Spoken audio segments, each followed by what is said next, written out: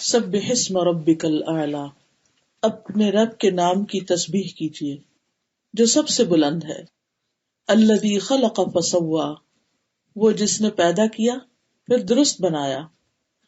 والذی قدر فہدی، اور وہ جس نے اندازہ ٹھہرایا پھر ہدایت بخشی۔ والذی اخرج المرعی، وہ جس نے چارہ اگایا۔ فجعلہ غثاء احوی، پھر اس نے اسے سیاہ کوڑا کرکٹ کر دیا۔ سنقرئک فلا تنسیٰ، ہم ضرور آپ کو پڑھائیں گے پھر آپ نہیں بھولیں گے۔ الا ما شاء اللہ، مگر جو اللہ چاہے۔ انہ یعلم الجہر وما یخفی، یقیناً وہ کھلی بات کو بھی جانتا ہے اور اس بات کو بھی جو چھپی ہوئی ہے۔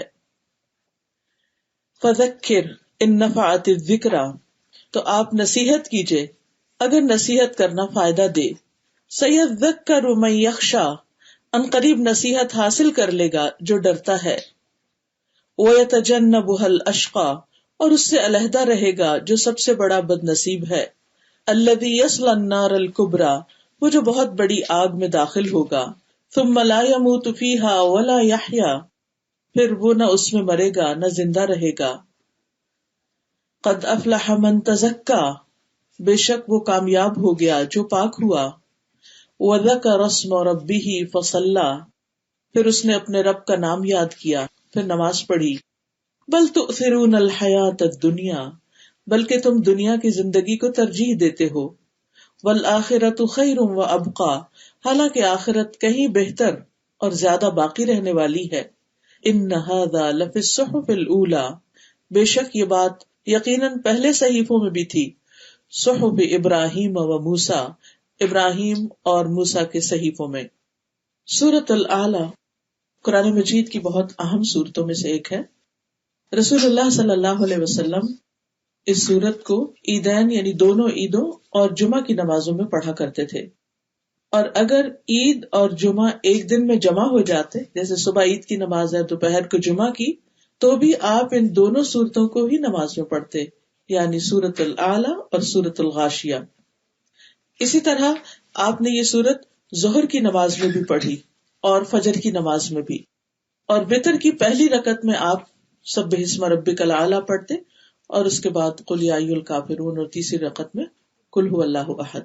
اس سے اندازہ ہوتا ہے کہ اس سورت کی کتنی زیادہ اہمیت ہے، یا اس میں جو میسج ہے ہم سب کے لیے وہ کتنا امپورٹنٹ ہے کہ آپ صلی اللہ علیہ وسلم اس کو بار بار ذکر کرتے ہیں، اس کو بار بار پڑھتے ہیں، اور خصوصاً بڑے اجتماعات میں، بڑی گیدرنگز میں، جیسے جمعہ کی گیدرنگ بڑی ہوتی ہے، عید کی بڑی ہوتی ہے۔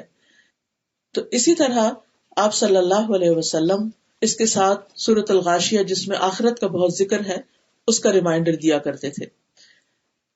بار بار پڑھنے کا مطلب یہ ہے کہ انسان ان باتوں کو ہمیشہ یاد رکھے، کہ انسان کی نیچر میں بھولنا، ایک چیز ایک وقت میں سوچتا ہے، پڑھتا ہے، جانتا ہے، سنتا ہے، اس کے دل پر اس کا اثر ہوتا ہے، پھر آہستہ آہستہ وہ کسی دوسری جگہ پر ہوتا ہے تو وہ پچھلی بات کا اثر ختم ہو جاتا ہے، چاہے وہ بات کتنی ہی زیادہ ہمارے دل کو لگی ہو، چاہے غم ہو، صدمہ ہو، دکھ ہو، کوئی ہرٹ ہو، تکلیف ہو یا خوشی ہو، ہر بات شروع میں بہت زیادہ انسان کو محسوس ہوتی ہے اور پھر آہستہ آہستہ انسان اس کو بھولنے لگتا ہے۔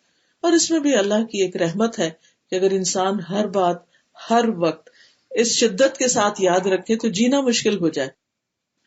تو اس کا پھر فائدہ کیا ہے کہ انسان بار بار ایسی صورتوں کو پڑھتا رہے، یاد کرتا رہے۔ تو آج کی مجلس بھی دراصل ایک یاد دہانی ہے میرے لیے، آپ سب کے لیے۔ اس میں سب سے پہلی بات جو کی گئی ہے وہ ہے سبح اسم ربک الاعلی، اپنے رب کے نام سے تسبیح کیجیے یا اپنے رب کے نام کی تسبیح کیجیے، وہ رب جو اعلیٰ ہے، سب سے بلند ہے، سب سے اونچا ہے۔ اللہ سبحانہ تعالیٰ اپنی ذات کے اعتبار سے بھی بلند ہے، اپنی صفات کے اعتبار سے بھی بلند ہے۔ ذات کے اعتبار سے اللہ سبحانہ تعالیٰ عرش پر ہے، یعنی تمام مخلوقات سے اوپر عرش ہے، اور عرش کے بھی اوپر ہے اللہ رب العزت۔ عام طور پر لوگ کہتے ہیں نا کہ اللہ سبحانہ تعالیٰ ہر چیز کے اندر ہے، وہ یہاں بھی ہے، وہاں درخت میں بھی ہے، اور سمندر میں بھی ہے، اور ادھر نہیں۔ اللہ سبحانہ تعالیٰ کی شان کے خلاف ہے یہ بات، اس کا ایک مقام ہے، ایک مرتبہ ہے، اور یہ ہماری فطرت میں بھی ہے.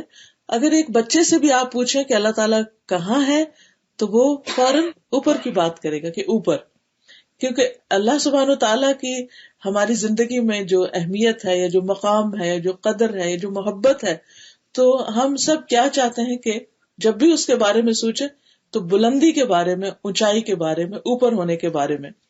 سورۃ المؤمنون میں آتا ہے فَتَعَالَى اللَّهُ الْمَلِكُ الْحَقُّ لَا إِلَٰهَ إِلَّا هُوَ رَبُّ الْعَرْشِ الْكَرِيمِ. بس بہت بلند ہے اللہ جو سچا بادشاہ ہے، اس کے سوا کوئی معبود نہیں، عزت والے عرش کا رب ہے. پھر اسی طرح عرش کی بلندی کو اگر آپ دیکھیں تو یعنی اللہ سبحانہ تعالیٰ کی بلندی اور اس کے مقام کی بلندی کو دیکھنے کے لیے اگر ہم تھوڑا سا اس چیز کو دہرا لیں کہ ہماری اوپر کی بلندیاں کتنی ہے، یعنی ہمارے اوپر کیا کچھ ہے. سب سے پہلے تو یہ کہ ہمیں آسمان نظر آتا ہے، اور یہ آسمان صرف ایک نہیں بلکہ 7 آسمان ہیں جن کا ذکر سورۃ نوح میں بھی آتا ہے، خاص طور پر کہ یہ طباق ہیں، ایک کے اوپر ایک ہے. الم تروا کیف خلق اللہ 7 سماوات طباقا. کیا تم دیکھتے نہیں کہ اللہ سبحانہ تعالیٰ نے کس طرح 7 آسمانوں کو اوپر نیچے پیدا کیا. طباق وہ چیز ہوتی ہے کہ جو ایک کے بعد ایک ہوتی ہے. اور پھر اللہ سبحانہ تعالیٰ غور و فکر کی بھی دعوت دیتے ہیں وَإِلَى السَّمَاءِ كَيْفَ رُفِعَتْ، اور دیکھو آسمان کی طرف کہ کیسے بلند کیا گیا، یعنی کتنا اونچا ہے. اور پھر ان 7 آسمانوں کے بعد جنت ہے، اور جنت کے 100 درجے ہیں، اور ہر درجے کا درمیانی فاصلہ رسول اللہ صلی اللہ علیہ وسلم نے اس کے بارے میں فرمایا جنت میں 100 درجے ہیں، ہر 2 درجوں کے درمیان اتنا فاصلہ ہے جیسا کہ زمین اور آسمان کے درمیان کا فاصلہ. سبحان اللہ، یہاں سے ہمیں سب سے بلند ترین چیز جو نظر آتی ہے وہ آسمان ہے. تو جنت میں ایک درجے سے دوسرا درجہ. اچھا، دنیا میں بھی لوگوں کے درمیان درجے ہوتے ہیں، کوئی کسی مقام پر ہوتا ہے، کوئی کسی مقام پر، کبھی علم کے اعتبار سے، کبھی مال کے اعتبار سے، کبھی کسی اور چیز کے اعتبار سے. لیکن وہ درجے ان میں فرق بہت زیادہ نہیں ہوتا، مگر جنت میں جو پہلے درجے پر ہوگا اس میں اور صرف اس کے نیکسٹ لیول میں اتنا زیادہ فرق ہے جتنا زمین سے آسمان کا فاصلہ ہے. تو آپ دیکھیے کہ ایک ایک درجہ پانے کے لیے انسان کو پھر کتنی طلب، تڑپ، تمنا، نیت اور کوشش کی ضرورت ہے. پھر فرمایا کہ فردوس اس کا اعلیٰ ترین درجہ، سب سے اوپر کا درجہ ہے. اسی سے جنت کی 4 نہریں نکلتی ہیں اور اس کے اوپر عرش ہے. اور جب بھی تم اللہ سے سوال کرو تو جنت الفردوس کا کرو، یعنی اعلیٰ ترین مقام کا. کیونکہ جب انسان اعلیٰ کا سوال کرے گا تو پھر کوششیں بھی اپنی اعلیٰ کرنا شروع کرے گا. مجاہد ایک مفسر ہیں، وہ اس آیت کی تفسیر میں جو سورۃ مریم میں آتی ہے وَقَرَّبْنَاهُ نَجِيًّا، اس کے بارے میں کہتے ہیں کہ 7ویں آسمان اور عرش کے درمیان 70,000 پردے ہیں. یعنی دیکھیے کہ وہ فاصلہ بذات خود پھر اور بہت اونچا ہے. اور اللہ تعالیٰ موسیٰ علیہ السلام کو اپنے قریب کرتے رہے یہاں تک کہ دونوں کے درمیان ایک پردہ رہ گیا. جب اس جگہ کو دیکھا جہاں لوح محفوظ پر لکھنے کے قلم کی آواز سنی تو کہا ربی ارنی انظر الیک، اے میرے رب مجھے دکھا کہ میں تجھے دیکھوں. تو اللہ تعالیٰ نے کیا فرمایا، قال لن ترانی، تم مجھے ہرگز نہیں دیکھ سکتے، کیونکہ حجابہ نور، اللہ سبحانہ تعالیٰ کا جو حجاب ہے وہ نور ہے، اور اگر وہ ہٹ جائے تو اس کے جو چہرے کی صرف ایک کرن، یا وہ کہنا چاہیے کہ وہ جو لائٹ ہے وہ ہر چیز کو جلا کے رکھتے. تو کسی انسان کے اندر اتنا یارہ ہی نہیں، ایون موسیٰ علیہ السلام جو اللہ تعالیٰ کے اتنے بڑے پیغمبر تھے کہ وہ اللہ سبحانہ تعالیٰ کو دنیا میں رہتے ہوئے یا اس لائف میں دیکھ سکیں. ہاں، قیامت کے دن اور جنت میں خاص طور پر اللہ تعالیٰ اہل ایمان کو وہ طاقت بخشیں گے کہ جس کی وجہ سے وہ اللہ تعالیٰ کو دیکھنے کے قابل ہو سکیں گے. اور جب اللہ تعالیٰ کو دیکھیں گے تو اس کے بعد جنت بھی ان کی نگاہوں میں بہت چھوٹی ہو جائے گی. یعنی سب سے بڑی، یعنی کہ ہائی آف ڈیلائٹ جو ہے ایک انسان کے لیے کہ جس سے اس کی واقعی سیٹسفیکشن ہو سکتی ہے، وہ صرف اللہ سبحانہ تعالیٰ کا دیدار ہے. اس سے کم کی جتنی بھی چیزیں ہیں ان کو انسان دیکھتا ہے، وقتی طور پر خوش ہوتا ہے، پھر تھوڑے دن کے بعد اس کی قدر انسان کی نگاہوں سے ہٹ جاتی ہے، پھر اس کے بعد کچھ اور دیکھتا ہے، لیکن یہ سیٹسفیکشن ہو ہی نہیں سکتی جب تک کہ ایک مومن اپنے رب کو نہ دیکھ لے. پھر یہ بھی ہمیں معلوم ہے کہ 7ویں آسمان پر بیت المعمور بھی ہے، جس میں ہر روز 70,000 فرشتے طواف کرتے ہیں، اور جس نے ایک بار طواف کر لیا اس کی باری قیامت تک نہیں آئے گی۔ رسول اللہ صلی اللہ علیہ وسلم نے فرمایا، یہ صحیح بخاری کی روایت ہے کہ میرے لیے بیت المعمور کھول دیا گیا۔ اسے ہمیں تو بڑا شوق ہوتا ہے نا کہ کعبہ کے اندر کسی طرح جائیں، تو معراج پر نبی صلی اللہ علیہ وسلم کے لیے بیت المعمور کو کھول دیا گیا۔ بس میں نے جبریل سے پوچھا تو انہوں نے بتایا کہ یہ بیت المعمور ہے، اس میں 70,000 فرشتے روزانہ نماز پڑھتے ہیں، اور جو ایک بار عبادت کر کے باہر نکل جائے تو دوبارہ اندر واپس نہیں آ سکتے، یعنی قیامت تک ان کی باری پھر نہیں آئے گی۔ ہم تو خوش قسمت ہیں کہ ایک دفعہ حج عمرہ کر لیا اور پھر جانا چاہے تو پھر جا سکتے ہیں، لیکن یہ کہ وہاں پر اللہ کی عبادت کے لیے اتنے زیادہ فرشتے موجود ہیں، تو اس سے اندازہ ہو سکتا ہے کہ ہمارا رب کتنا اعلیٰ اور کتنا بلند ہے۔ اور پھر ہم یہ بھی جانتے ہیں کہ رب کے عرش کو فرشتے اٹھائے ہوئے ہیں۔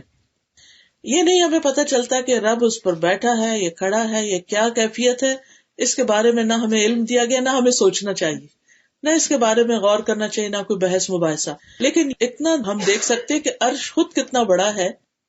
نبی صلی اللہ علیہ وسلم نے فرمایا کہ مجھے اس بات کی اجازت دی گئی کہ میں اللہ کا عرش اٹھانے والے فرشتوں میں سے کسی فرشتے کے بارے میں بیان کروں کہ وہ کتنا بڑا ہے، تو اس کے کانوں کی لو جو ہے، یعنی کان کا جو نچلا حصہ ہے، اس سے کندھے تک، شولڈر تک، اس کا درمیانی فاصلہ 700 سال کی مسافت پر ہے۔ ایک فرشتے کی صرف یعنی گردن ہی سمجھے اس کو، یعنی تو گردن اگر اتنی اونچی ہے تو وہ خود کتنا اونچا ہوگا، اور پھر وہ عرش کو اٹھائے ہوئے ہیں، تو اس سے اندازہ لگائیے کہ 7ویں آسمان کے اوپر کتنی زیادہ اور بلندی ہے کہ جس کے بعد عرش آتا ہے، اور اس عرش کو پھر یہ فرشتہ جو اٹھاتا ہے وہ خود کتنا بڑا ہے۔ ظاہر وہ بڑا ہے تو اتنا ہی فاصلہ ہوگا نا کہ جس کے پرے پھر وہ کھڑا بھی ہو سکتا ہے اور اٹھائے ہوئے بھی ہیں۔ اور ان کے بارے میں آتا ہے بعض روایات میں کہ 4 ہیں اور بعض میں آتا ہے 8، اور قیامت کے دن تو فرشور 8 ہیں۔ قرآن مجید میں آتا ہے وَيَحْمِلُ عَرْشَ رَبِّكَ فَوْقَهُمْ يَوْمَئِذٍ ثَمَانِيَةٌ، اور تیرے رب کا عرش اس دن اپنے اوپر 8 فرشتے اٹھائے ہوئے ہوں گے۔ پھر اسی طرح ان 7 آسمانوں اور عرش کے علاوہ کرسی کا ذکر بھی ملتا ہے۔ یہ کرسی کا ذکر آیت الکرسی میں بھی آتا ہے کہ وسع کرسیہ السماوات والارض، کہ اس کی کرسی آسمان و زمین پر چھائی ہوئی ہے یا اس پر وسیع ہے۔ ابو ذر کہتے ہیں نبی صلی اللہ علیہ وسلم نے فرمایا، اے ابو ذر، کرسی کے مقابلے میں 7 آسمان اس طرح ہیں جیسے بیابان میں کسی جنگل میں کوئی ایک چھوٹا سا رنگ پڑا ہوا ہو، چھلا پڑا ہوا ہو، اور پھر کرسی کے مقابلے میں عرش کا حجم ایسے ہی ہے جیسے چھلے کے مقابلے میں بیابان ہو۔ یعنی پھر وہ کرسی جو یعنی 7 آسمانوں کے سامنے چھوٹی ہے، وہ عرش کے مقابلے میں پھر اتنی چھوٹی، یعنی عرش کی وسعت کو آپ دیکھیے کہ کتنی زیادہ ہے۔ تو اللہ سبحانہ تعالیٰ اپنی ذات کے اعتبار سے انتہائی بلند ہے، تو اس لیے جب ہم اس کی تسبیح کریں، سبح اسم ربک الاعلی، کہ تسبیح کیجئے اپنے رب کے نام کی جو بہت اعلیٰ ہے، تو اس کی بلندی اور اس کی عظمت اور اس کی گریٹنس اور اس کی قدرت وہ ہمارے دل میں آنی چاہیے۔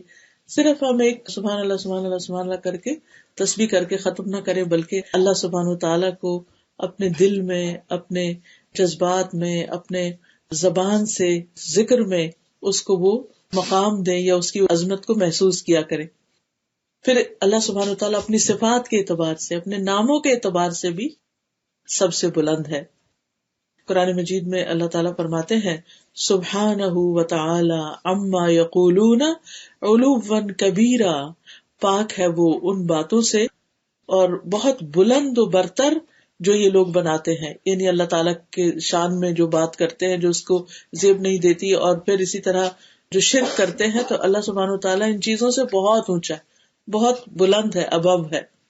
جنوں نے بھی یہ کہا تھا وَأَنَّهُ تَعَالَى جَدُّ رَبِّنَا مَا اتَّخَذَ صَاحِبَةً وَلَا وَلَدًا، بے شک ہمارے رب کی شان بہت بلند ہے، اس نے کسی کو بیوی یا بیٹا نہیں بنایا، اور پھر ہر کمزوری سے پاک ہے۔ آیت الکرسی میں ہم پڑھتے ہیں اللہ لا الہ الا هو الحی القیوم لا تأخذہ سنۃ ولا نوم، کہ اس کو نہ نیند آتی ہے اور نہ اونگ آتی ہے، کیونکہ نیند اور اونگ جو ہے انسان کی ویکنس ہے، کمزوری ہے۔ کوئی کتنا بھی اسٹرانگ ہو کسی بھی اعتبار سے، فزیکلی ہیلدی ہو انسان یا پھر دیگر کسی اعتبار سے بہت بڑا انسان ہو دنیا میں، یعنی دنیاوی اعتبار سے، لیکن ہم دیکھا ہوگا کہ کوئی ہمیشہ جاگ نہیں سکتا، بالآخر دن بھر کام کر کے آخر اس کو سونا ہی پڑتا ہے.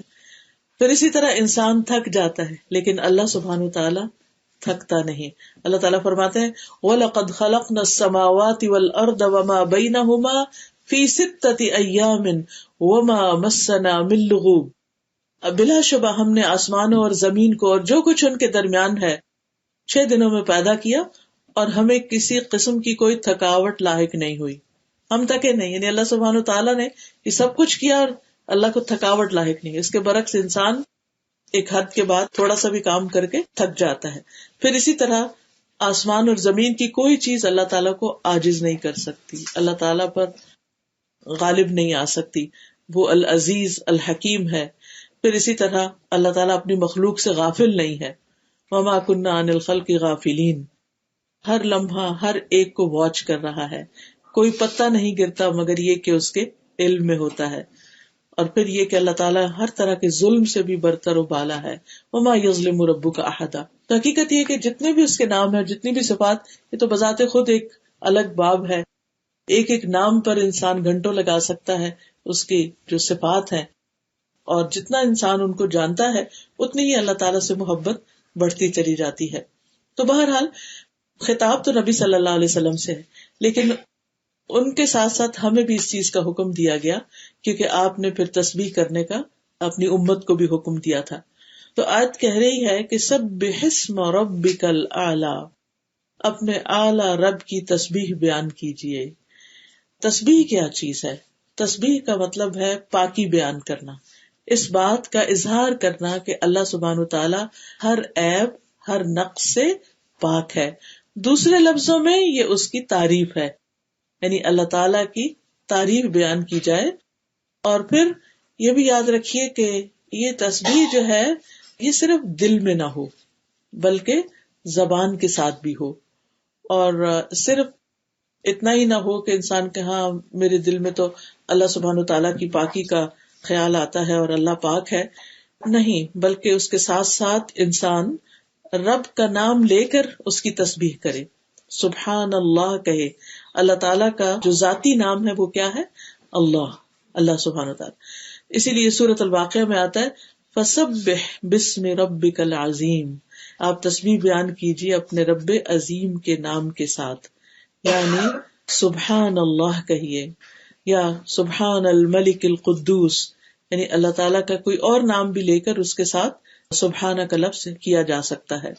کیونکہ انسان جب اپنی زبان سے اللہ سبحانہ تعالیٰ کا نام لیتا ہے تو پھر اس وقت جو اس کی کیفیت ہوتی ہے وہ کچھ اور ہی ہوتی ہے.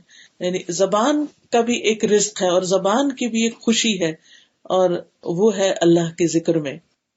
ویسے تو زمین و آسمان کی ہر چیز اللہ تعالیٰ کا ذکر کر رہی ہے. قرآن مجید میں سورۃ الاسراء میں آتا ہے تسبح لہ السماوات السبع والارض ومن فیہن، ساتوں آسمان اور زمین اللہ کی تسبیح کرتے ہیں. یعنی آپ جب دیکھیں آسمان کو تو سوچیں یہ اللہ کی تسبیح کرتا ہے. درختوں کو دیکھیں، پہاڑوں کو دیکھیں، نیچر کو دیکھیں، پھولوں کو دیکھیں، پتوں کو دیکھیں، کسی بھی چیز کو تو سوچا کریں یہ میرے رب کی تسبیح کر رہے ہیں. ستاروں کو دیکھیں، سیاروں کو دیکھیں. اور پھر فرمایا وَإِن مِّن شَيْءٍ إِلَّا يُسَبِّحُ بِحَمْدِهِ، کوئی چیز ایسی نہیں جو اس کی تسبیح نہ کر رہی ہو، اس کی حمد کے ساتھ تعریف بھی کرتی ہے ساتھ. وَلَٰكِن لَّا تَفْقَهُونَ تَسْبِيحَهُمْ، لیکن تم ان کی تسبیح کو سمجھتے نہیں، تم نہیں جانتے کہ یہ کس زبان میں کر رہے ہیں یا ان کی تسبیح کرنے کا انداز کیا ہے. إِنَّهُ كَانَ حَلِيمًا غَفُورًا. پھر اسی طرح آپ دیکھیے کہ اللہ سبحانہ تعالیٰ کی تسبیح جو ہے وہ تمام مخلوق کے رزق کی کنجی بھی ہے.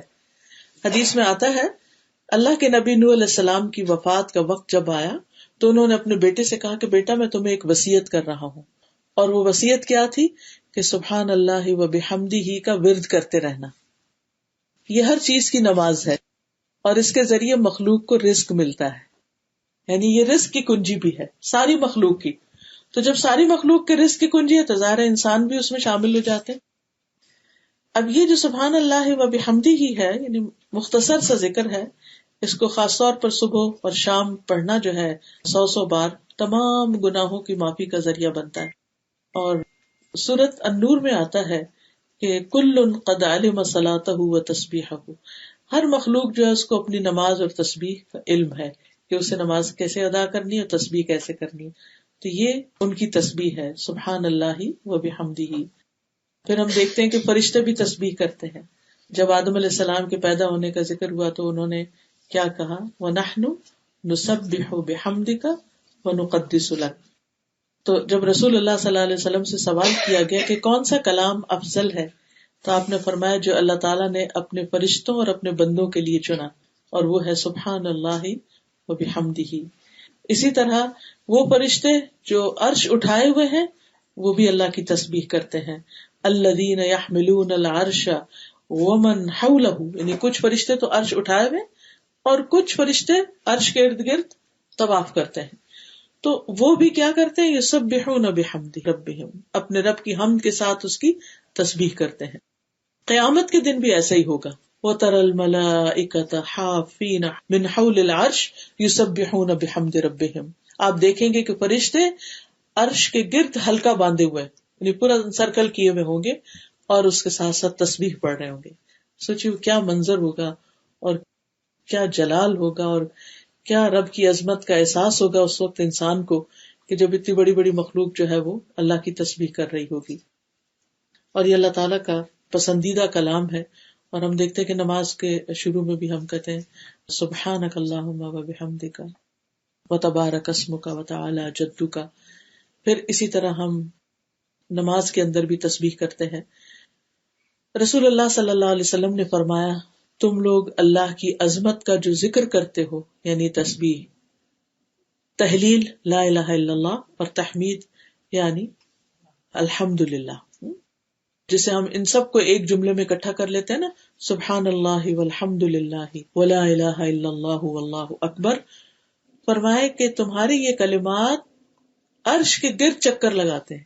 یعنی جب بندہ ان کلمات سے ذکر کرتا ہے تو یہ کلمات اوپر اٹھتے ہیں. قرآن مجید میں اس کا ذکر آتا ہے کہ والکلم الطیب یرفعہ، پاکیزہ کلمات جو ہیں انسان کے اعمال کو بھی اوپر لے جاتے ہیں اور انسان جو ہے وہ اللہ کا ذکر بھی کرتا ہے اور وہ بھی اوپر جاتے ہیں. فرمایا ان کلمات کی ایسی بنبناہٹ ہوتی ہے جیسے شہد کی مکھیوں کی بنبناہٹ.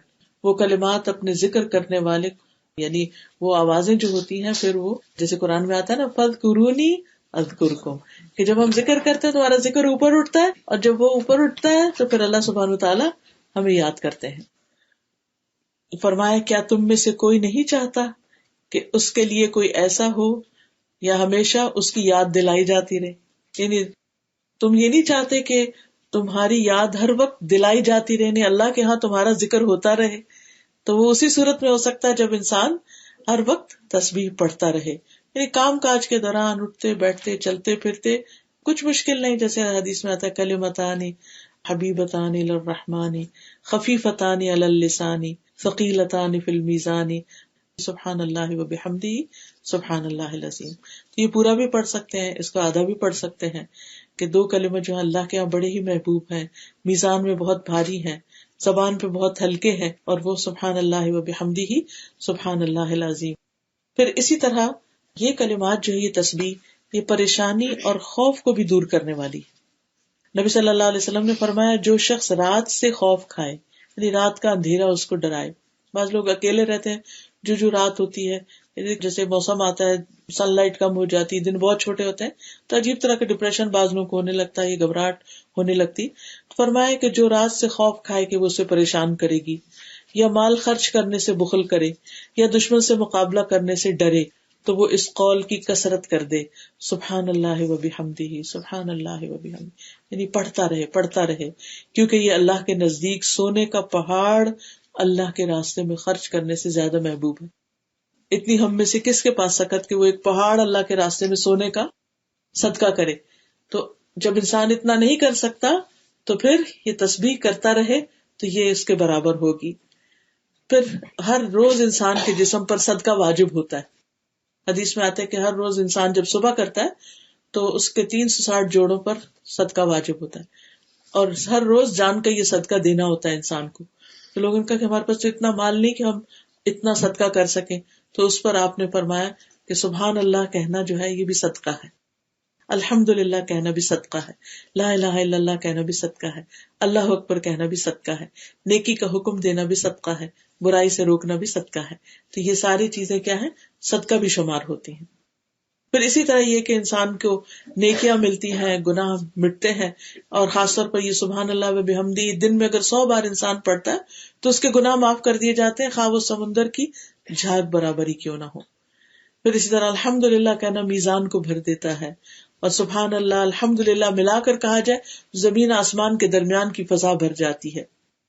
پھر اسی طرح صبح کے وقت خاص طور پر سبحان اللہ و بحمدہ عدد خلقہ ورضا نفسہ وزنۃ عرشہ ومداد کلماتہ، یہ اگر انسان 3 دفعہ پڑھتا ہے تو یہ بہت سے کلمات پر اور بہت سارے ذکر کے اوپر بھاری ہے. پھر اسی طرح تسبیحات جو ہیں یہ آگ سے بچاؤ کا ذریعہ بھی ہیں، یعنی آخرت میں، اور یہ جنت میں درخت لگانے کا ذریعہ بھی ہے تسبیحات. جو انسان تسبیح کرتا ہے اس کے لیے جنت میں کھجور کا درخت لگا دیا جاتا ہے.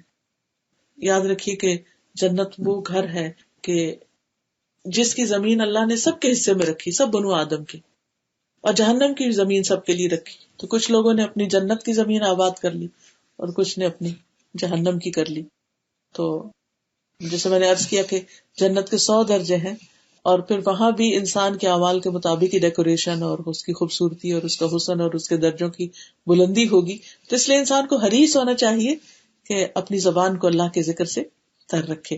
اور پھر خاص طور پر اللہ تعالیٰ نے حکم بھی دیا ہے، اور خصوصاً صبح و شام کے اوقات میں، دن میں اگر بہت کام کاج ہو یا ایسی آپ کی مصروفیت ہو کہ جس میں آپ ٹریک نہیں رکھ سکتے، لیکن صبح اور شام میں ضرور انسان وقت نکالے، تھوڑی دیر بیٹھ کر اللہ کا ذکر کرے.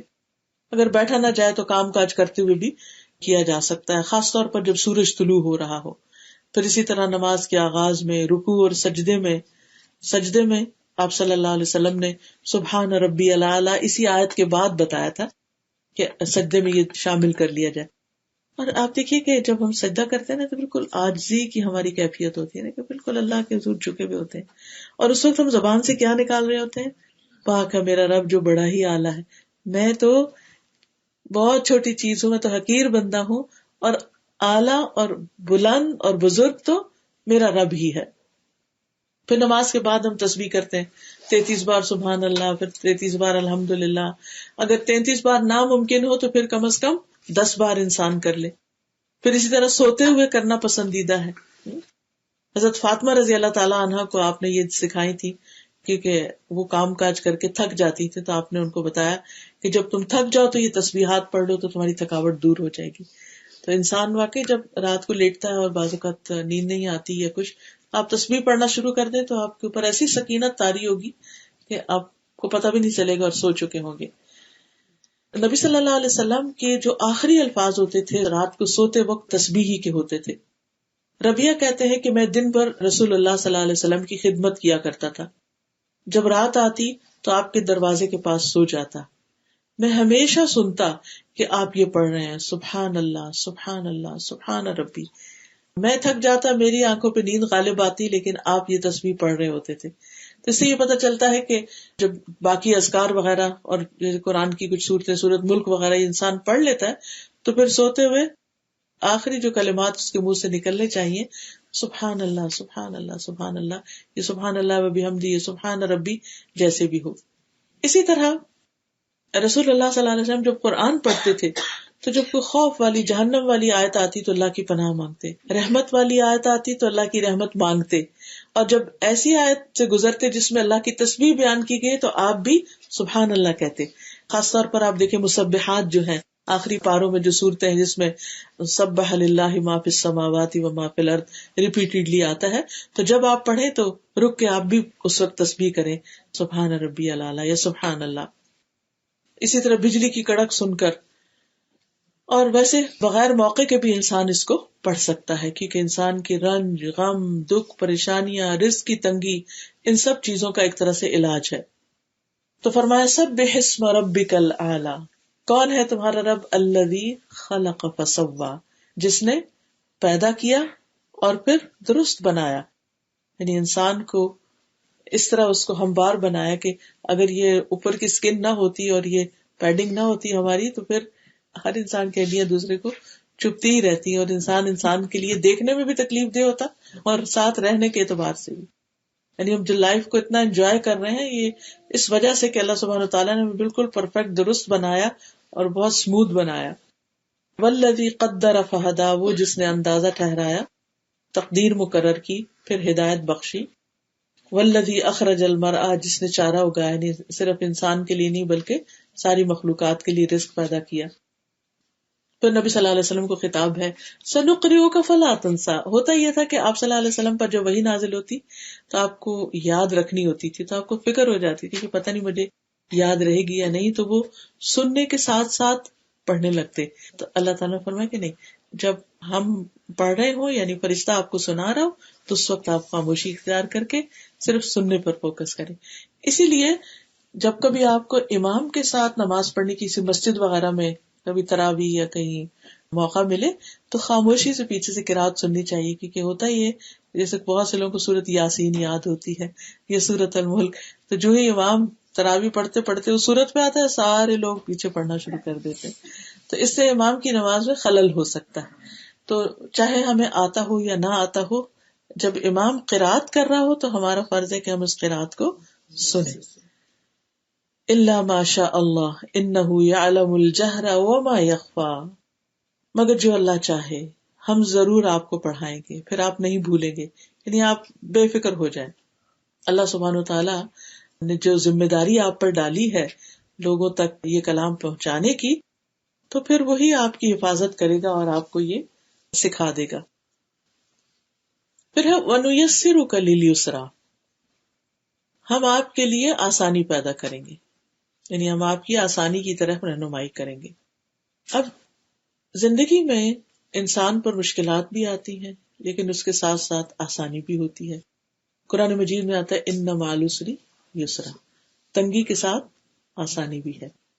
لیکن یہ آسانی کب ہوتی ہے؟ مشکلات میں آسانیاں کب ہوتی ہیں؟ غم جھیلنا آسان کب ہوتے ہیں؟ تکلیفیں برداشت کرنا آسان کب ہوتا ہے؟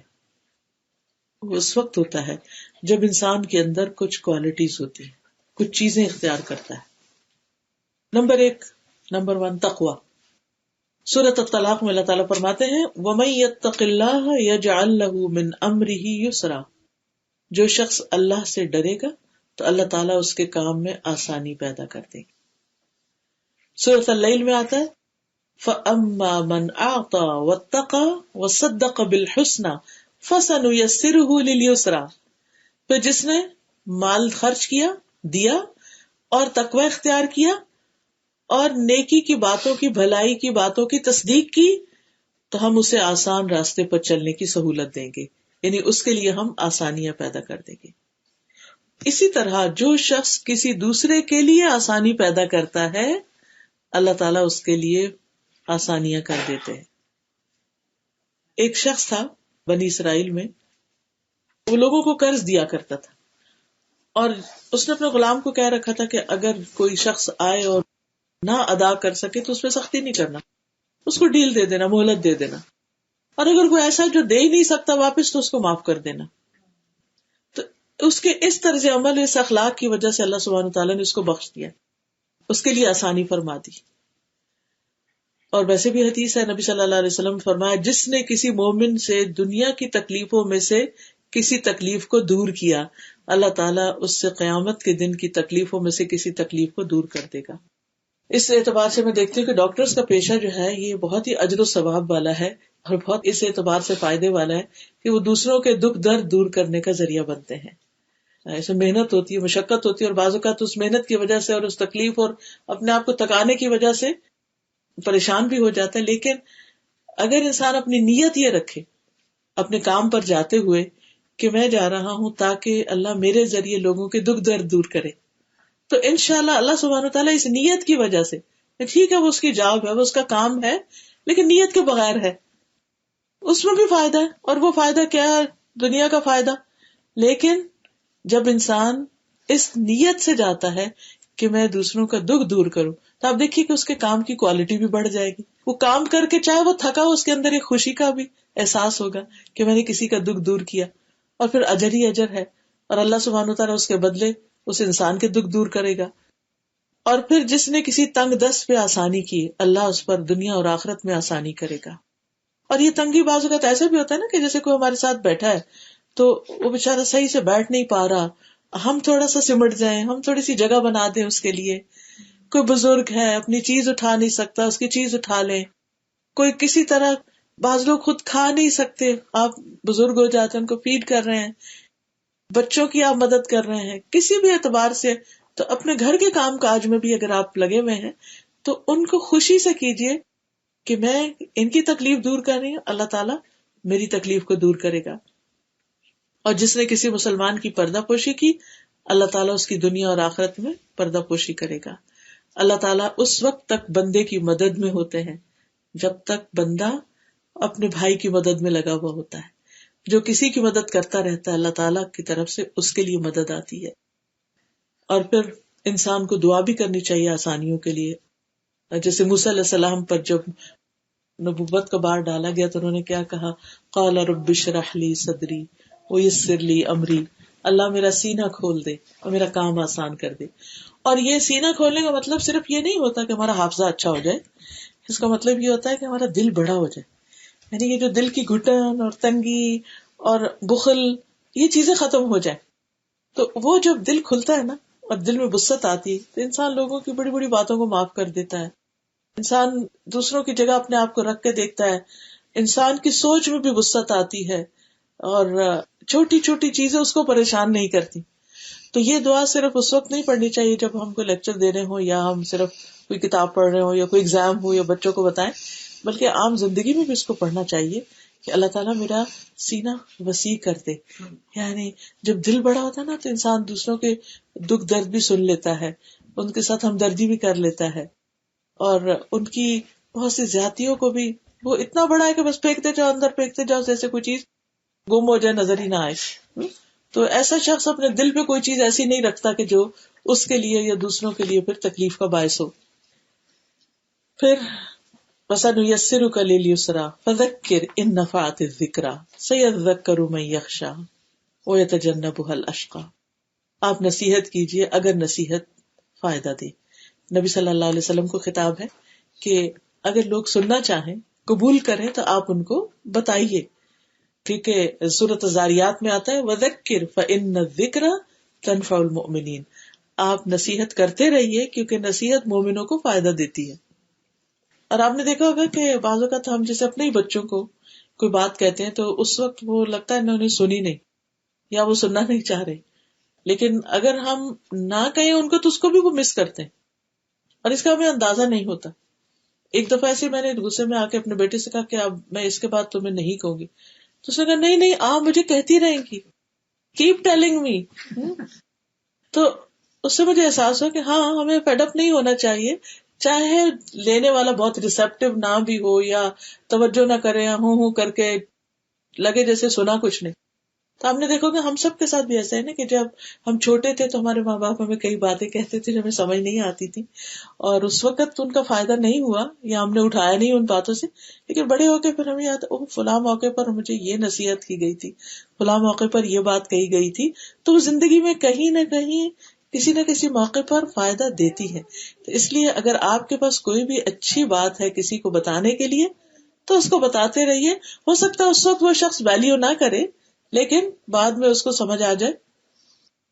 رسول اللہ صلی اللہ علیہ وسلم نے فرمایا مومن اس حال میں پیدا کیا گیا ہے کہ وہ آزمائش میں مبتلا ہونے والا، توبہ کرنے والا، بھولنے والا ہوتا ہے، لیکن جب اسے نصیحت کی جاتی ہے تو قبول کر لیتا ہے، مان جاتا ہے.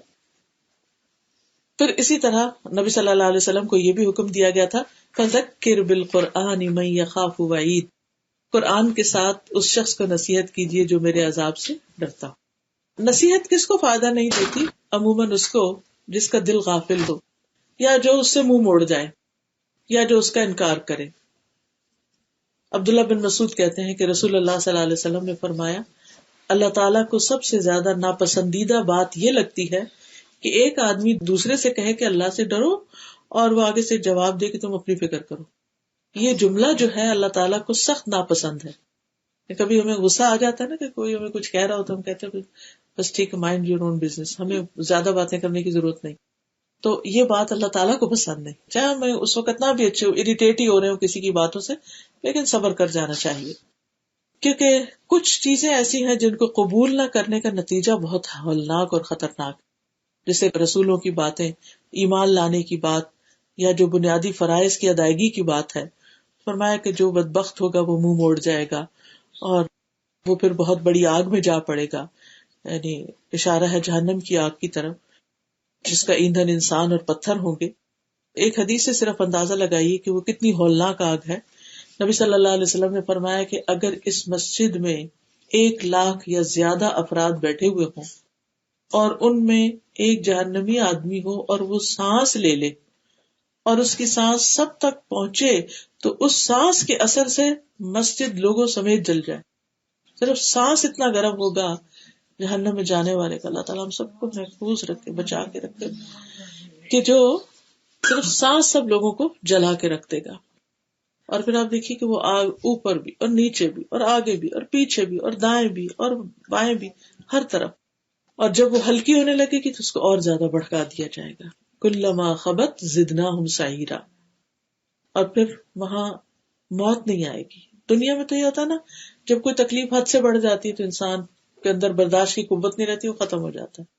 لیکن وہاں پر برداشت کی قوت بھی اتنی دے دی جائے گی اور انسان نہ مرے گا اس میں اور نہ جیے گا. کھال پہ کھال بدلی جائے گی تاکہ لوگ عذاب کا مزہ چکھتے رہیں. اللہ تعالیٰ ہم سب کو اس سے محفوظ رکھے. اس سے بچنے کے طریقے کیا ہیں اب سورت کے آخر میں وہ بتائے گئے. فرمایا قد افلح من تزکا وذکر اسم ربہ وصلی. یقیناً کامیاب ہو گیا وہ جس نے تزکیہ کیا، جس نے پاکیزگی اختیار کی. وذکر اسم ربہ، اور اپنے رب کا نام ذکر کیا. وصلی، پھر نماز پڑھی. تو 3 کام بتائے گئے. نمبر 1 تزکیہ، نمبر 2 ذکر، اور نمبر 3 نماز. یہ 3 چیزیں ہمیں اپنی زندگی میں لازم پکڑ لینی چاہیے اللہ کے ہاں کامیاب ہونے کے لیے. سب سے پہلی چیز جو ہے وہ تزکیہ. عربی زبان میں تزکیہ کہتے ہیں. تزکیہ کے اندر 2 چیزیں، ایک ہے تخلیہ اور ایک ہے تحلیہ. تخلیہ کا مطلب ہوتا ہے کسی چیز کو خالی کرنا، صاف کرنا. جیسے مثال کے طور پر جب آپ اپنے برتن ڈش واشر میں ڈالنے لگتے ہیں تو پہلے کیا کرتے ہیں؟ خالی کرتے ہیں، ان کو رنس کرتے ہیں اور پھر اس کو اندر رکھتے ہیں. تو پھر اس میں آپ سوپ وغیرہ ڈالتے ہیں جو بھی، اور وہ پھر اس کو دھوتا ہے اور وہ چمکا دیتے ہیں، صاف ستھرے ہو جاتے ہیں. تو یہی تزکیہ کا عمل ہے کہ انسان اپنے نفس کا تزکیہ 2 طریقوں سے کرے. نمبر 1 کہ اس کے اندر جو بھی کوئی ال فیلنگز ہیں کسی کے لیے، یا شیطانی وسوسے ہیں، یا اللہ کے بارے میں ایمان یا توکل میں کمی ہے، تو ان چیزوں کو باہر نکالے، اس شک کو اور شہوات اور شبہات اور خواہشات کو. اور پھر دوسرا یہ کہ اس کے اندر اپنے دل کو مزین کرے، دل کو خوبصورت بنائے، بیوٹیفائی کرے. اور وہ ہوتا ہے ایمان سے، تقوی سے، اللہ کے توکل سے، اللہ پر توکل کرنے سے.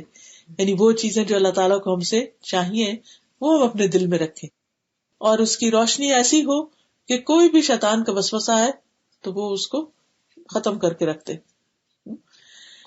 تو یہ تزکیہ کا عمل جو ہے یہ انسان زندگی بھر جاری رکھتا ہے. تزکیہ دل کا بھی ہوتا ہے، تزکیہ زبان کا بھی ہوتا ہے کہ زبان سے انسان ایسے الفاظ اور ایسے باتیں کرنا چھوڑ دے کہ جو دوسروں کے لیے تکلیف اور اذیت کا باعث ہو.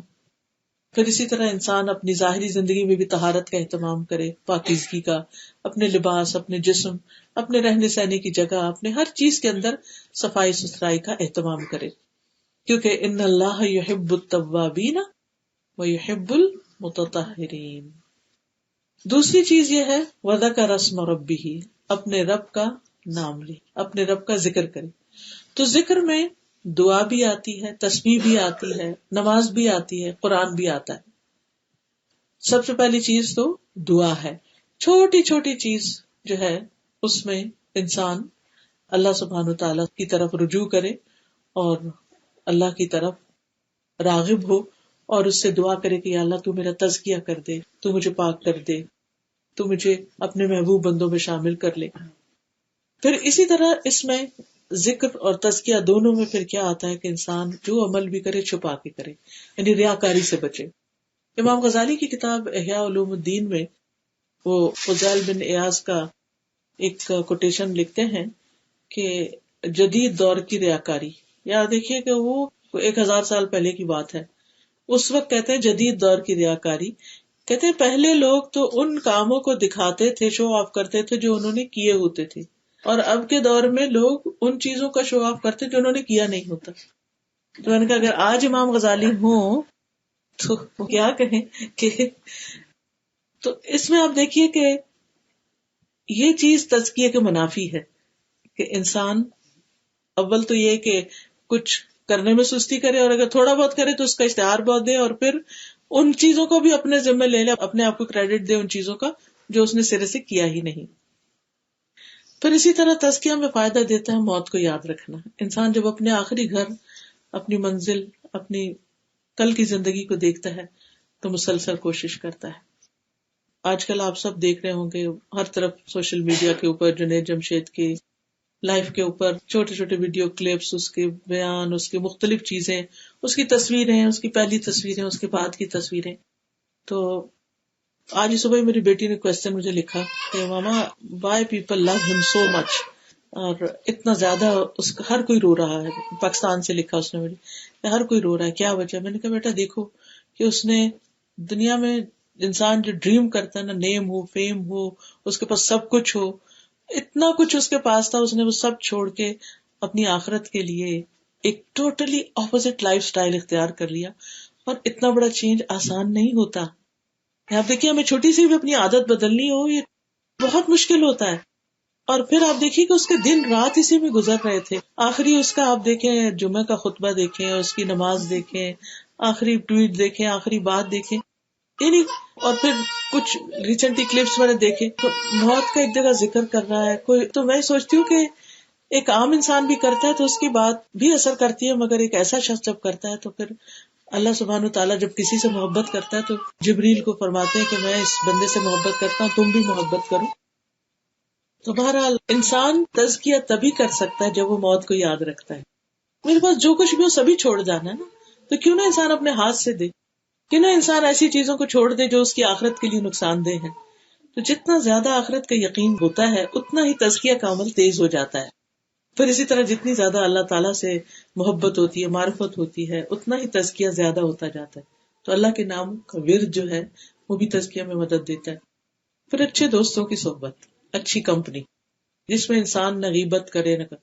ایک اور چیز اس کے بارے میں جنید جمشید کے بارے میں آپ نے سنی ہوگی کہ اتنے اچھے اخلاق کا تھا کہ کبھی کسی محفل میں بیٹھ کے کسی کی غیبت وغیرہ نہیں کرتا تھا، نہ کسی کی برائی، نہ کچھ، نہ بلا وجہ کسی کو کریٹیسائز کرنا. ہم دیکھو بہت سے بعض اوقات ریلیجیس اسکالرز بھی اس میں آ جاتے ہیں کہ کبھی کسی کے اوپر تنقید شروع کر دی، کبھی کسی پہ، لیکن ہمیشہ ہر ایک کی تعریف اور ہر ایک کے بارے میں اچھے. میں کہتی ہوں انسان کا کیا جاتا ہے اگر وہ کسی پہ تنقید کرنے کے بجائے اس کی تعریف شروع کر دے. اور جب آپ ایسا شروع کر دیتے تو آپ کا اپنا ہی دل خوش ہو جاتا ہے، کیونکہ آپ کو پھر خوبیاں نظر آنا شروع ہو جاتی ہیں. تو اچھے دوستوں کی کمپنی، اچھے لوگوں کے ساتھ اٹھنا بیٹھنا کہ جو لوگوں کی غیبت نہ کریں، برائی نہ کریں، ان پہ تنقید نہ کریں، یہ انسان کے ایمان کو بھی بڑھاتا ہے اور انسان کا تزکیہ بھی کرتا ہے. پھر اسی طرح انسان اپنے دوست کے دین پر ہوتا ہے. انسان اپنے دوست کے دین پر ہوتا ہے تو ہر شخص کو یہ دیکھنا چاہیے کہ اس کی دوستی کن لوگوں سے ہے، وہ اس کو کس طرف لے کر جا رہے ہیں. اور نیک صالح ساتھی جو ہے اس کی مثال کستوری والے کی طرح ہے جو مسک بیچتا ہے، اگر وہ تمہیں نہ بھی دے تو اس کی خوشبو تو تمہیں ضروری ملے گی. پھر اسی طرح قرآن سے گہرا تعلق، یہ بھی انسان کا تزکیہ کرتا ہے، کیونکہ قرآن انسان کے لیے شفا بھی ہے اور اس کے لیے پاکیزگی کا ذریعہ بھی ہے. پھر شعور کے ساتھ نماز پڑھنا، نمازوں میں اللہ کو یاد کرنا، اللہ کا ذکر کرنا، اور ذکر اسم ربہ فصلی، تو دعا، تسبیح، نماز، قرآن کی تلاوت، یہ سب کیا ہیں؟ ذکر ہی کی قسم ہے، اور یہ سب تزکیہ میں مدد دیتے ہیں. فصلی، پھر خاص طور پر نماز، کیونکہ نماز جو ہے وہ انسان کے گناہوں کو معاف کرنے کا ذریعہ ہے، انسان کے اللہ سے ملاقات ہے بیسیکلی. نماز میں انسان اللہ سبحانہ وتعالیٰ کے سامنے ہوتا ہے. حدیث میں آتا ہے کہ جب بندہ نماز کے لیے کھڑا ہوتا ہے تو وہ اللہ کے چہرے کی طرف ہوتا ہے یعنی. اور اگر یہ انسان کو احساس ہو جائے نا نماز میں کہ میں اللہ کے سامنے کھڑا ہوں تو اس کی کیفیت ہی بدل جائے گی, اس کا احساس ہی بدل جائے گا. بہت سے لوگ پوچھتے ہیں نماز میں کیسے خوشبو لائیں. بس یہ سوچنے کی ضرورت ہے کہ ہم کھڑے کس کے آگے, بات کس سے کر رہے ہیں اور مناجات کس سے کر رہے ہیں. بل تؤثرون الحیات الدنیا والآخرۃ خیر وابقی, بلکہ تم دنیا کی زندگی کو ترجیح دیتے ہو, یعنی یہ 3 کام کرنا چھوڑ کر صرف دنیا کے ہو جاتے ہو.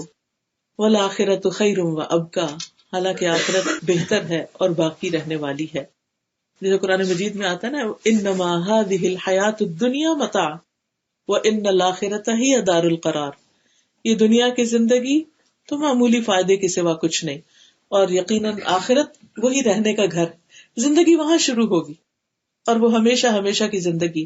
اور آخرت کے مقابلے میں دنیا تو ایسے ہی جیسے نبی صلی اللہ علیہ وسلم نے پانی میں انگلی ڈال کے فرمایا کہ جتنا اس انگلی کو پانی لگا بس یہ دنیا, اور باقی تو سب کچھ آخرت ہی ہے.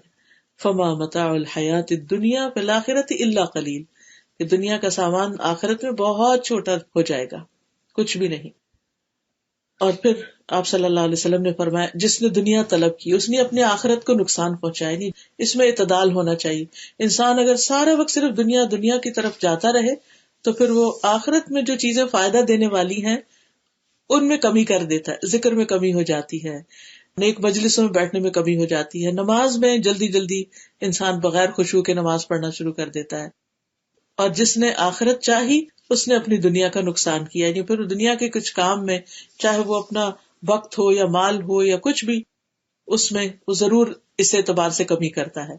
تم باقی رہنے والی کی خاطر فنا ہونے والی کا نقصان ہونے دو, کوئی بات نہیں, اگر دنیا میں کچھ تھوڑا بھی ہو گیا تو ڈزنٹ میٹر, یہ جتنا بھی ہے وہ بھی چلا جائے گا, تو جو آگے کے لیے بھیج رہے ہو وہ ہمیشہ باقی رہے گا. تو پوری صورت کا خلاصہ جو ہے وہ یہ ہے کہ سب سے پہلے ہمیں اللہ کی تسبیحات کثرت سے کرنی چاہیے, کیونکہ سبح اسم ربک الاعلی, اٹھتے بیٹھتے سبحان اللہ وبحمدہ سبحان اللہ العظیم. دوسری بات یہ کہ خیر کی کوئی بات سامنے آئے تو اس کو دلچسپی سے پڑھنا یا سننا یا لینا چاہیے, یعنی خوشی سے لینا چاہیے. پھر جنت کا شوق رکھنا چاہیے اور جہنم سے پناہ مانگنی چاہیے, دعا کرنی چاہیے کہ اللہ تعالیٰ ہمیں تو آگ سے محفوظ رکھنا. اسی لیے ہم دیکھیں جب ہم یہ دعا کرتے ہیں نا, ربنا آتنا فی الدنیا حسنۃ وفی الآخرۃ حسنۃ, اور خاص طور پر آخر میں پھر کیا, دنیا کی بلائی بھی مانگ لی, آخرت کی بھی مانگ لی, وقنا عذاب النار. تو یہ ہمیں اپنی دعا میں لازم شامل کر لینا چاہیے, دن میں کم از کم ایک دفعہ یہ دعا لازم پڑھیں, ربنا آتنا فی الدنیا حسنۃ وفی الآخرۃ حسنۃ وقنا عذاب النار, اور ہمیں آگ کے عذاب سے بچا لے. پھر یہ کہ ہمیں اپنے تزکیہ نفس کی کوشش کرتے رہنے چاہیے, اور اس کے لیے جو ہنٹس میں نے دیے ہیں, چند ایک چیزیں کی رہنمائی کی ہے ان کو, اور پھر نماز کے ذریعے اللہ کا قرب تلاش کرنے کی کوشش کرنی چاہیے, کیونکہ سجدے میں انسان سب سے زیادہ اللہ کے قریب ہوتا ہے. تو جو شخص اللہ سے محبت کرتا ہے اس کو سجدے میں بڑا ہی لطف آتا ہے, اس کے سجدے بھی لمبے ہو جاتے ہیں, کیونکہ جو جس سے محبت کرتا ہے وہ اس سے ملنا چاہتا ہے, اس کے قریب ہونا چاہتا ہے. تو جب انسان اللہ سے محبت کرتا ہے تو اس کی علامت کیا ہے, نشانی کیا ہے, کہ پھر اس کو نمازوں سے محبت ہونے لگتی. اور اگر ایسی محبت تھی تو وہ بھی مانگ لینی چاہیے کہ اللہ تعالیٰ ہمیں محبت دے دے, نمازوں کو ہماری آنکھوں کی ٹھنڈک بنا دے, کہ ہم جو بھی پڑھے خوشی سے پڑھے, بوجھ اتارنے والی بات نہ ہو. اور آخری چیز یہ کہ دنیا کے مقابلے میں ہم آخرت کو ترجیح دیں. اللہ سبحانہ وتعالیٰ ہمیں اس کی توفیق عطا فرمائے. یہ یلو کارڈ ہوگا آپ کے پاس. یہ ابھی ہم نے بات کی نا کہ جو شخص تقوی اختیار کرتا ہے اللہ تعالیٰ اس کے کاموں میں آسانی پیدا کر دیتا ہے. تو یہ تقوی حاصل کرنے کی دعا ہے. تو یہ دعا میں آپ کو کہلوا دیتی ہوں ایک دفعہ, تاکہ آپ گھر میں بھی اس کو پڑھ لیا کریں. تو دعا کا فائدہ یہ ہوتا ہے کہ انسان جن چیزوں کو اپنی زندگی میں مشکل پاتا ہے وہ آسان ہونے لگتی. اللہم البسنا, ریڈ آفٹر می, تاکہ آپ کو اگر کوئی لفظ پڑھنے میں مشکل ہو تو آسانی ہو جائے. اللہم البسنا لباس التقوی,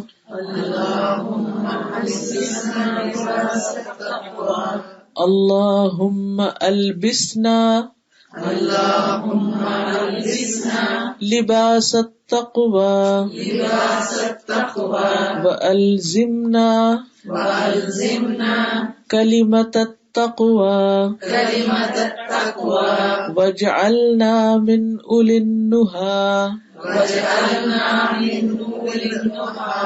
وأمتنا حين ترضى وأدخلنا جنة المأوى واجعلنا ممن بر واتقى وصدق بالحسنى ونهى النفس عن الهوى واجعلنا ممن تيسره لليسرى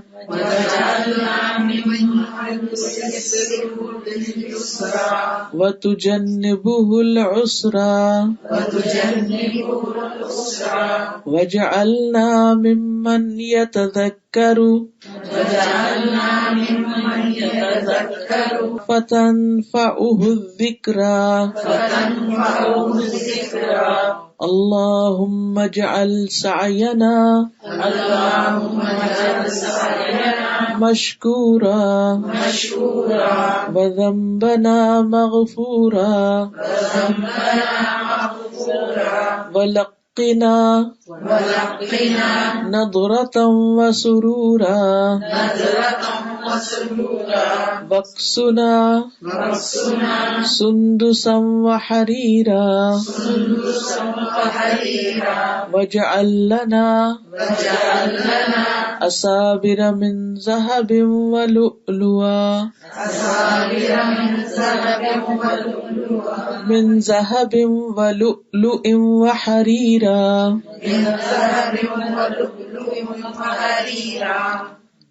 ترجمہ ہے اللہم اے اللہ البسنا لباس التقوی، ہمیں تقوی کا لباس پہنا، یعنی ہماری ہر چیز کے اندر تقوی ہو، الزمنا کلمۃ التقوی، اور ہمیں تقوی والی بات سے یعنی ہمارے لیے لازم کر دے، وجعلنا من اولی النہی، اور ہمیں عقل مند لوگوں میں شامل کر دے، وامیتنا حین ترضی، اور ہمیں اس وقت موت دینا جب تو ہم سے راضی ہو، وَأَدْخِلْنَا جَنَّةَ الْمَأْوَى، اور ہمیں جنت المأوى میں داخل کر دینا، وَجَعَلْنَا مِمَّنْ بَرَّ وَاتَّقَى، اور ہمیں ان لوگوں میں شامل کر دینا جو نیک ہیں اور انہوں نے تقوی اختیار کیا، وَصَدَّقَ بِالْحُسْنَى، اور نیکی کی بھلائی کی تصدیق کی ہے، وَنَهَى النَّفْسَ عَنِ الْهَوَى، اور اپنے نفس کو خواہشات سے روکا ہے، وَجَعَلْنَا مِمَّنْ تُيَسِّرُهُ لِلْيُسْرَى، اور ہمیں ان لوگوں میں شامل کر دے جن کے لیے تو آسانی پیدا کرے گا، یعنی ان کو آسان راہ دکھائے گا،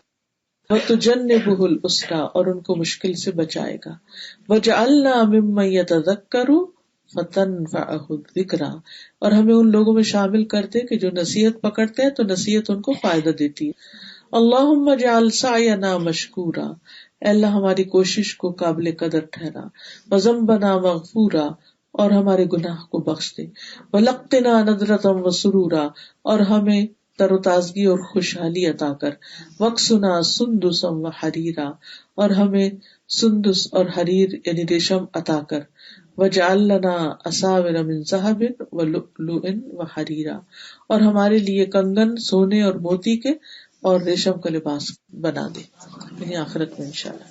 اور اس سے پیچھے ہے اللہم انی اسألک الہدی والتقی والعفاف والغنی، اللہ میں تجھے سوال کرتی ہوں ہدایت کا، تقوی کا، پاکیزگی اور بے نیازی کا، اللہم آت نفسی تقواہا وزکھا انت خیر من زکاہا انت ولیہا ومولاہا، اے اللہ میرے نفس کو تقوی عطا کر اور اسے پاک کر دے، تو بہترین ہے جو پاک کر سکتا ہے اس کو، تو ہی اس کا ولی اور مولا ہے۔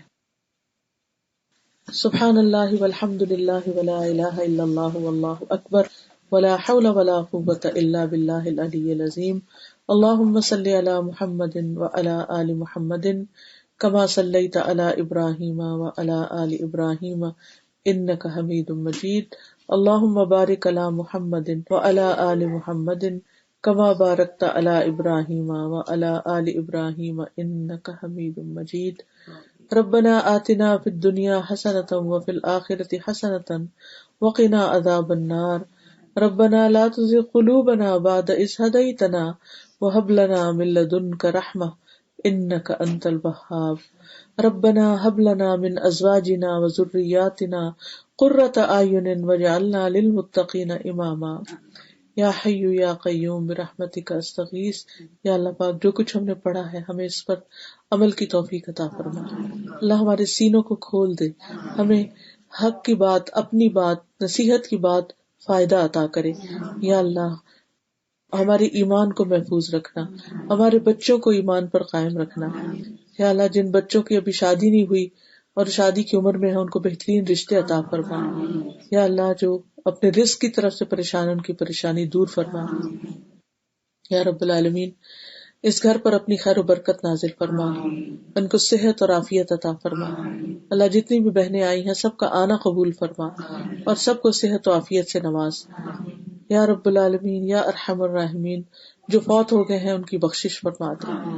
اللہم اغفر لہ وارحمہ وعافہ واعف عنہ واکرم نزلہ ووسع مدخلہ واغسلہ بالماء والثلج والبرد ونقہ من الخطایا کما ینقی الثوب الابیض من الدنس. اللہم ابدلہ دارا خیرا من دارہ واہلا خیرا من اہلہ وزوجا خیرا من زوجہ. اللہم ادخلہ الجنۃ واعذہ من عذاب القبر ومن عذاب النار.